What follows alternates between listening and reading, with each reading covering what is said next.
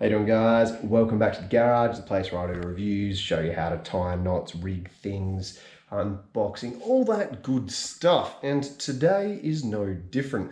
We are doing an unboxing and a full review of this. That is the Weber Q1000, also known as the Weber Baby Q. Small little barbecue that runs off a full-size gas bottle, weighs about 11 kilos, and is perfect for camping or at home. You know, it's brilliant. But before we do the review, we need to unbox it. So let's do that now.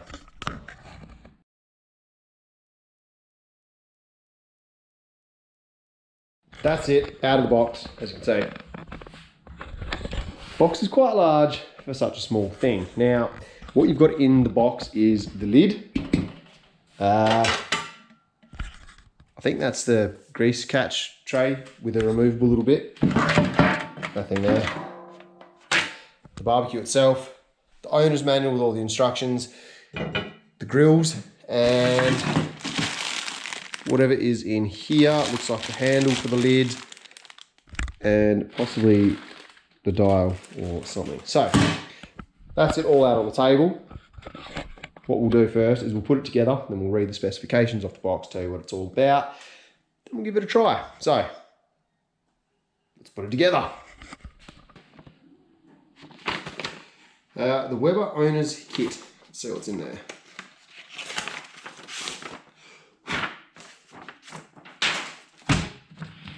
So we've got the owner's guide. Guessing that's the instructions. What else have we got here? Weber Basics DVD, CD, ROM thingy for your computer, I guess. This is the warranty card, I believe. Yeah, so there's your warranty card. Anything breaks with it. Now, these are pretty good because they've got a 5-year warranty on them. So if you break it, just get it fixed, I guess, within 5 years. Not too sure exactly what the warranty covers, but we'll find out. And you have this book here. Cooking with Baby Q for Australia and New Zealand. Yeah, it's a bunch of recipes. That's cool. So I need this part so that I can put that together. See what it says. Okay, so this is inside that book. That's the parts list. That's how to assemble it. And then on the other page, the Q1000, which is this, that's what it looks like apart. Should be pretty easy to put together. We'll find out. All right, so here's the assembly for it. Pretty much we just put it together and do some screws up. So I don't think I need that anymore. Let's see if we can get this done. Let's see what's in this bag first.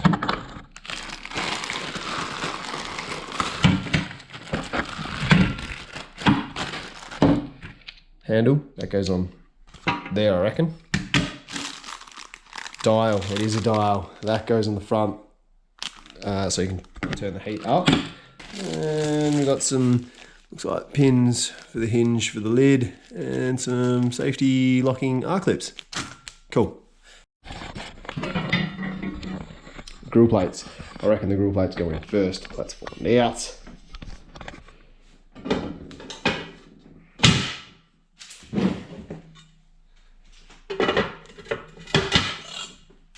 They fit in there well. You can buy a solid plate separately to that. I'll go into more detail with that a little bit later on. Now, let's put the lid on. So there's some holes at the back here, which line up with the holes in the lid there. And then I'm guessing those pins hold it all together.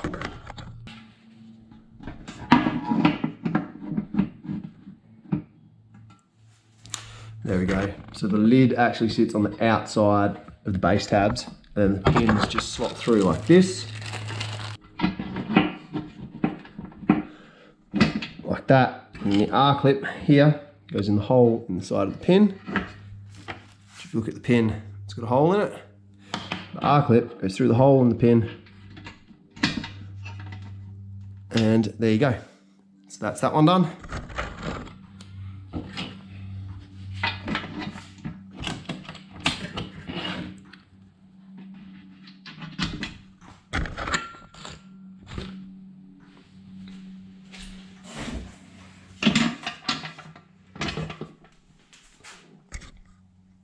they work pretty well. Now we're gonna put the handle on the lid. This is the handle. It comes with screws and spacers like that. You will need a rather large Phillips head screwdriver for this part. Okay, so these little spacers are ceramic, I think. They're designed to disperse heat away from the handle. So these actually go on the outside of the barbecue like that. And then the handle will go there. It's to stop the heat from going to the handle and making it so you can't open it. So all you do, open the lid. One of the screws through.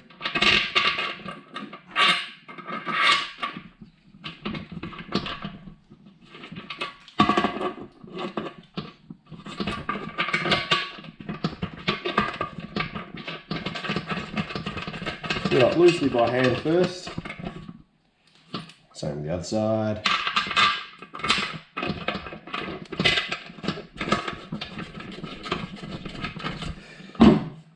Use your screwdriver to tighten it up. And no, I couldn't find a smaller screwdriver. Yes, it's the biggest screwdriver in the world. However, it'll work perfectly well. Screw that on there.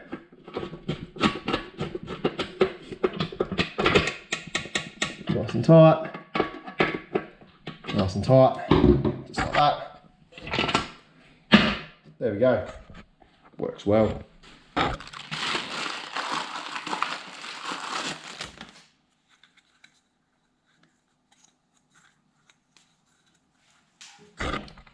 That is your heat gauge, gas flow gauge, whatever you want to call it, and it goes on there, underneath the warning label. To put it on, you just press it on. It's got the groove inside of it there, which will fit a certain way.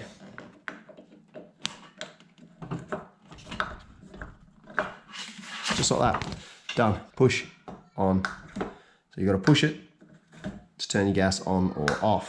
There we go. Pretty simple with that one. You need to put the grease tray catcher. So if you're looking at the front of the barbecue, it comes to the left-hand side of it. It slides in. And it slides in just underneath here, like this. Simple as that. Now that little silver tray that's inside of the grease catcher comes out and can be completely removed. This one has Weber written in it, however, I'm guessing you could probably buy similar sort of foil trays from hardware stores, barbecue stores, anything like that, or obviously off the Weber website itself. So that goes in there like that, that slides in there. And the big hole at the bottom where all the grease drops out into that tray so you can keep it nice and clean. So that is the barbecue all put together. Did not take me long. I mean, with the filming and the reading and stuff, less than about 5 minutes. So it's very small, and I quite like it. It does come with a few warning labels, such as this one here. Basically, it just tells you to read the instructions before you use it. Only use it outdoors. Don't light it up in a garage like this or anywhere, because you can asphyxiate yourself, however you say it, gas, things like that. It's quite easy to start. Tells you how to start it and stuff like that on there. Tells you how to use it, tells you what to do, what not to do, things like that. So that's that warning label there. Otherwise, I think it's pretty straightforward.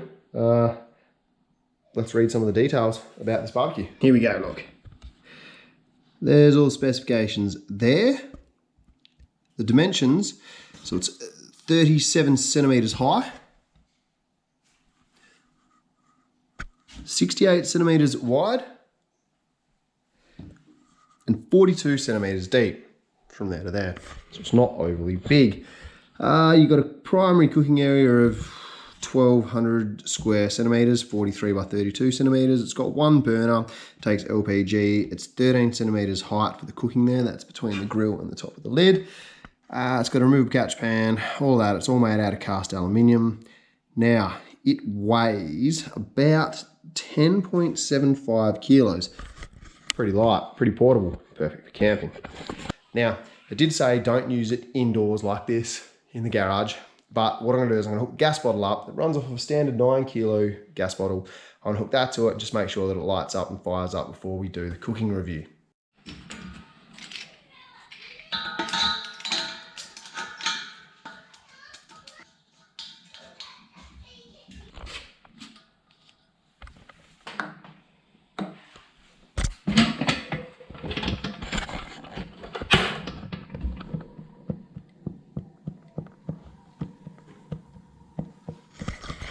There we go, lit up very first try. Already there's a great deal of heat coming off of that, so I think that's going to cook really well.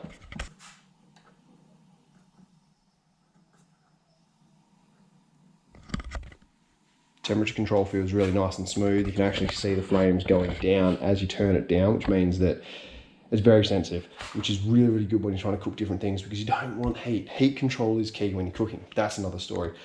So first impressions, I am thoroughly impressed with this. Now, the thing is with the Weber Q, the baby Q, you get that. You can buy the accessories with it. Now you can buy a half-size plate, which retails about $60. You can buy a carry bag, which retails at about the same, I think. And also the barbecue itself, as of the Weber Q website today, right now is $339. So if you add another $100 worth of accessories on there, you're getting close to the $450 mark. So it is quite expensive if you do those things. However, there is a way to get around having to use a hot plate instead of the grills, because I feel like if I get a frying pan and I stick the frying pan on top of that, the heat is going to come through the grills quite well into the frying pan and it's going to work just the same. But in saying that, I'd need to try it. So in order to try it, we need to cook something. In order to cook something, I need to go somewhere other than the garage because this is not the ideal location for cooking. However, I know somewhere that is. So let's go there now. And this is the ideal location that I spoke of. Drakes Brook. Right, there's the Weber Q all set up. There's the meat pack. Let's do some cooking, see how we get on, and make the review a finished product. So as I was saying, I've got the frying pan on top to try and see if the heat comes through. Got some oil in that, and we've got the grill itself there. So we're gonna go a couple of snaggers, a couple of patties in each one perhaps, and just see how we go, see how it cooks. Lit up pretty easily. It was a little bit tricky in the wind here, but not too bad in the end, so that went all right. With me when I go away bush for work. Yeah. Because if you don't have a PowerPoint, then... Yeah, just get everything chopped up there. Yeah, perfect. This other guy that... Did you look up that guy, that Lone Star? Yeah. So the heat convection running through into my frying pan isn't going as well as I thought, which is fine because you just got to get the solid plate that goes on there, but it is another expense that you have to weigh up when buying one. So I'm going to get rid of the idea of the fry pan and just put them straight on the grill.